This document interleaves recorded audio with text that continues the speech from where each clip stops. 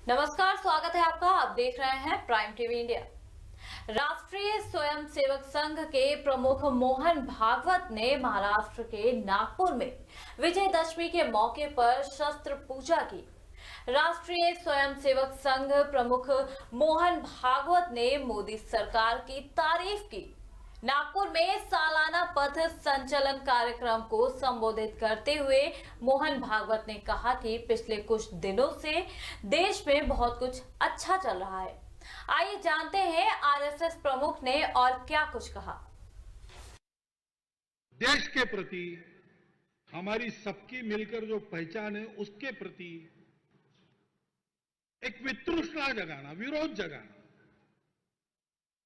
यह काम होता है और उसके चलते फिर झगड़े होते हैं, हिंसा भी होती है। कानूनी व्यवस्था का बंधन नहीं रहा तो फिर देश की क्या गति होगी। विजयदशमी के मौके पर नागपुर स्थित संघ मुख्यालय में आरएसएस प्रमुख मोहन भागवत ने शस्त्र पूजा की। स्वयंसेवकों ने पथ संचलन किया। इस दौरान भागवत ने कहा कि अनुच्छेद 370 हटाकर सरकार ने साबित किया कि वह कठोर निर्णय लेने के लिए प्रतिबद्ध है। लिंचिंग को लेकर उन्होंने कहा कि यह शब्द पश्चिमी देशों से हमारे यहाँ आया है और हम पर थोपा जा रहा है।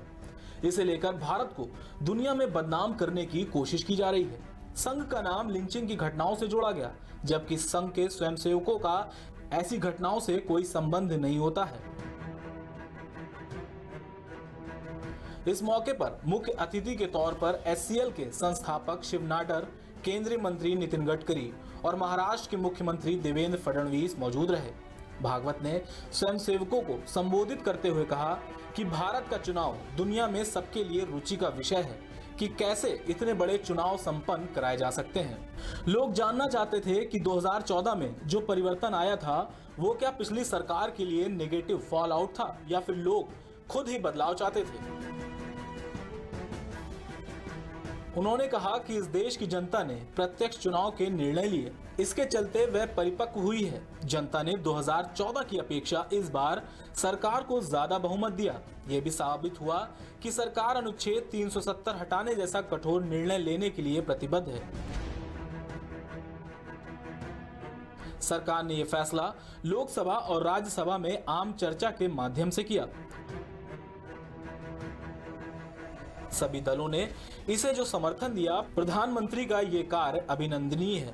भागवत ने कहा कि हमारी स्थल सीमा और जल सीमाओं पर सुरक्षा सतर्कता पहले से बेहतर है। हाँ, चौकियों की और सैनिकों की संख्या बढ़ाने की विशेषकर पूर्व सीमा पर आवश्यकता है।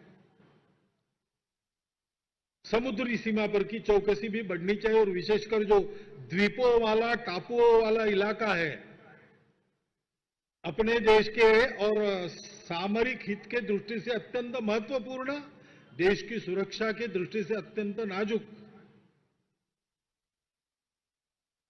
वहां भी यह सुरक्षा की व्यवस्था अधिक चौकन्नी करनी चाहिए। इसकी आवश्यकता तो है, लेकिन पहले से अधिक अच्छा हुआ है और प्रयास चल रहे हैं। देश के अंदर भी उग्रवादी घटनाएं जो हुआ करती थी उसमें कमी आई है। उग्रवाद के चक्कर में फंसे लोग वो अब वापस आकर शरणागत हो जाकर अपने सामान्य जीवन को जीने का संकल्प करके आगे बढ़ते, ये संख्या भी अभी बढ़ी है। परंतु संकट तो सदैव रहता ही है।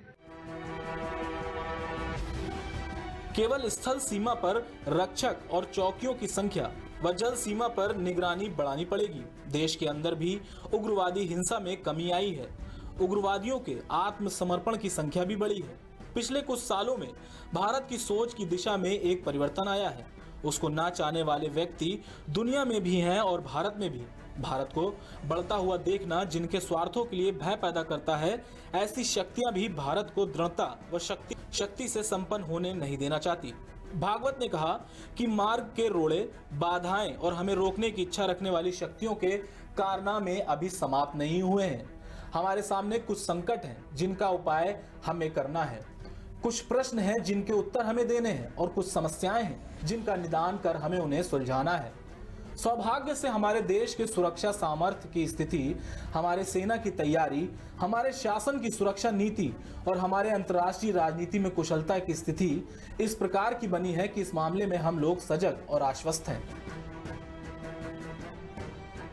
समाज के विभिन्न वर्गों को आपस में सद्भावना, संवाद और सहयोग बढ़ाने की कोशिश करते रहनी चाहिए। समाज के सभी वर्गों का सद्भाव, समरसता व सहयोग और कानून संविधान की मर्यादा में ही अपने मतों की अभिव्यक्ति ये आज की स्थिति में नितांत आवश्यक है। कानून व्यवस्था की सीमा का उल्लंघन कर हिंसा की प्रवृत्ति समाज में परस्पर संबंधों को नष्ट कर अपना प्रताप दिखाती है।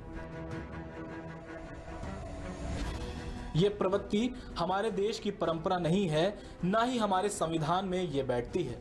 कितना भी मतभेद हो, कानून और संविधान की मर्यादा के अंदर ही न्याय व्यवस्था में चलना पड़ेगा। Bureau report, prime TV.